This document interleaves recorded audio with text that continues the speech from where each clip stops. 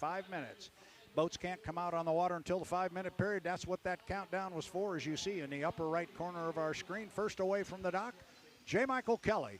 In the U8, the Beacon Electric Super Dave going to come right behind him in the 27, the Miss Apollo. And we will await the arrival. I see the tail feathers on the boat starting to move, and here he comes. U6, Brandon Kennedy.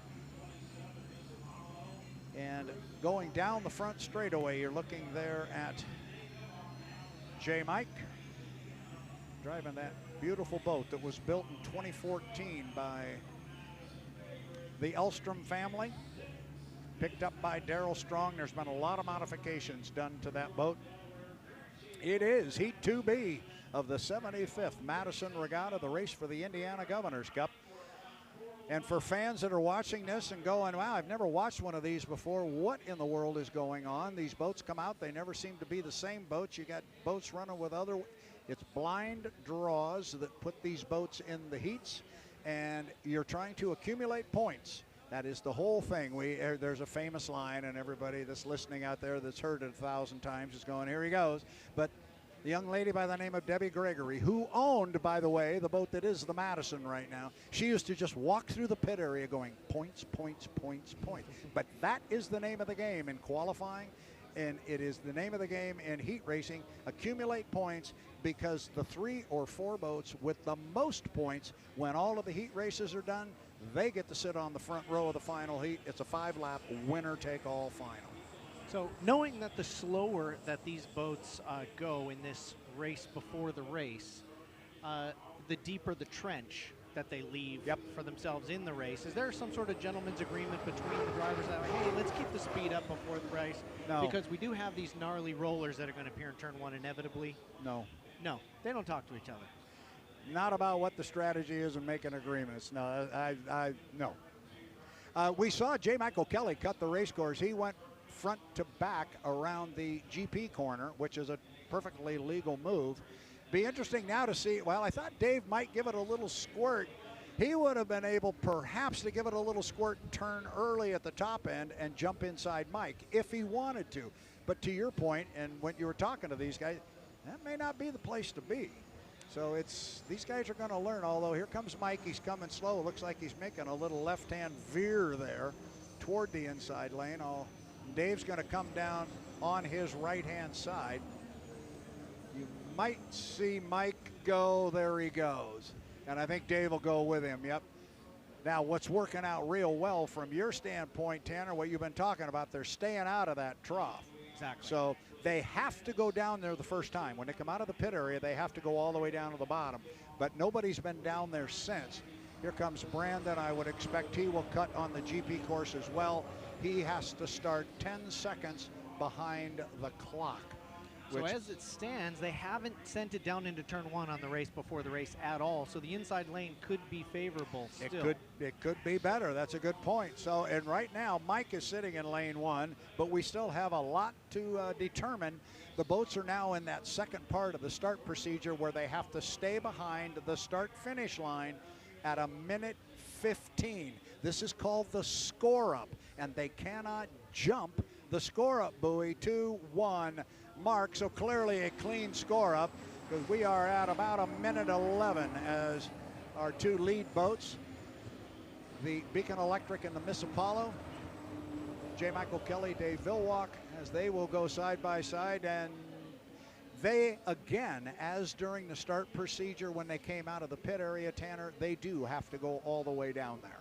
And Brandon Kennedy did a nice job of practicing that 10 seconds behind the clock. He went across right at 1:05, so 10 seconds behind the rest of the group. And that's exactly what he has to do. So it looks like, unless something dramatic were to happen, and I can tell you right now, it is not going to. J. Michael Kelly is going to have lane number 1. Dave Villwalk is going to be in lane number 2. It's going to be a 2-boat shootout here.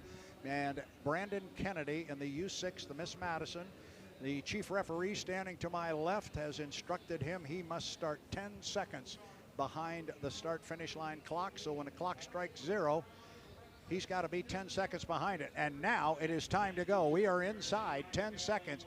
Kelly in 1, Villwalk in 2. It's the Beacon Electric. It is the Miss Apollo. 1 mark, and it appears to be a clean start as our boats come across. It's J. Michael Kelly with about a boat length lead on Vilwalk as they head down into turn number 1. Kelly, Vilwalk, side by side. 10 seconds later now, we've got Brandon Kennedy across the line. Kelly down there first. Dave is with him, but he's back about 3 or 4 boat lengths. You're looking, oh, they bounced a little bit. They got in the soup. That took some speed away from Kelly, and it gave Vilwalk a chance to run him out on the outside. Side by side up the backstretch. Now it's Vilwalk by about 2 boat lengths, but Kelly is closing ever so slowly, Tanner. He's right with him. He has some boat speed even with those bumps out of turn 1. It won't be so bad on the top end of the course, but Dave sending it around the outside, keeping up his momentum. Yeah, and I think Dave got a big advantage up here at the top end too. Mike got in some slop again. I think he lost speed down there. I honestly think that J. Michael Kelly may have the quicker boat here, but I think Dave's getting better boat ride, and I think he's getting better water, and we have had the Madison hook up at the top end of the course. He is off the course. I don't know what has happened up there. Our leaders are still running. We're watching the flag. Still got a green flag on the course. The Madison has gone off of the race course. The boat is right side up. It appears everything is okay. I don't think anything is happening. So I think we're going to continue to let this heat go. Meanwhile, on lap number 2, halfway up the backstretch, Dave Vilwalk's got a rooster tail on Kelly. Kelly needs a good corner up here, or I think this one's going to be over. He sure does. These guys are really worried on the exit of these corners that they're getting too low RPM on those turbines, not able to get out of the hole. Dave on the outside line able to keep that momentum, certainly stretching his lead. Yeah, now Dave could move over on him because Dave's got 7 boat lengths or a rooster tail length, whatever is longer, but I don't think he's going to do it. I think Dave likes right where he is, being on the outside. I think he's looking for clean water. I think the shouting in this one's pretty much over, even though Kelly's still trying to hang in there on the inside and behind, but he's really pounding through some rough stuff. It's not looking good down there for Mike on that inside lane. No, you can see the rollers still white caps, even with just a breath of wind out here. The white caps just hang right in that first lane. Unfortunately served it up for Mike. I just saw a clip of some video of the Madison, and the boat seemed to veer to the right, and he went way off the course. We will re-rack it and show it to our fans. But meanwhile, the checkered flag flies. It is Dave Vilwalk in a Miss Apollo. He will come down, pick up first place, J. Michael Kelly. And I think if Mike had to rethink that one, he might rethink that lane choice. But that's why it's a preliminary. That's why we want to learn this aspect of it. I happened to just a moment ago, Tanner, my eyes went over to this monitor, and the Madison seemed to veer to the right and go, and he was way off the race course. I don't know if he got lost. I have seen the mounts for these skid fins, and it looked like he literally just didn't have a skid fin attached to the boat at that point. Welcome back to the start-finish line tower here at the 75th Madison Regatta in Madison, Indiana. My name is Brad Luce. I'm joined up here this time by J. Michael Kelly, driver of the U8, the Beacon Electric, and Mike cutting right straight to the chase. We had a heater racing this morning. You got a victory. That's always a good way to start race day Sunday. Yeah, no, they come away with a heat win is a big step forward to making that final. You know, not always the way you want to win them and things like that, but, you know, the team's been working hard. We've been trying to get the Beacon Electric faster. You know, boat ride's good. We just got to get a little bit more speed out of it. And there were, from what I saw on some replays afterwards, there was some, did you have a problem with steering? Earlier in the testing session, when we were testing, I went down and that big hole found me again. And once again, it just takes a toll on my body. And for whatever reason, that turn gets me. And but yeah, and then coming back to the beach, there was a big log out there. So when you saw me swerve, I was just avoiding the log that was out there. Ouch. Earlier. Yeah. Ouch. Well, by the way, Peabody appreciates you pointing out where the hole is down there each time. He mentioned that the last time he was up here. I know, he can seem to get through there nice and clean. And that's because you show him where it is. And then coming up the backstretch at one point, did you and Dave get a little tight together there? Yeah, it was during the score up milling going down the front stretch here. Yeah, I don't know. I'd need to really kind of see it. I could kind of see him coming in at a different angle, and I was out 2 or 3 maybe, trying to give myself a little bit of buffer so I didn't have to run in lane 1. Yeah, and just came together. So the right sponson on my boat banged up a little bit. So yeah, other than that, I haven't seen any video yet. But yeah. Can you fix it? But boat will be okay. The guys are on it, and they'll get it patched up, and we'll be good to go. But you, here's our heat here on the scramble. That's you coming back home. Yeah, I wasn't too sure once I was out there, you know, if it had major damage or not.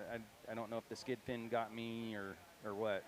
But yeah, it got banged up on that right sponson.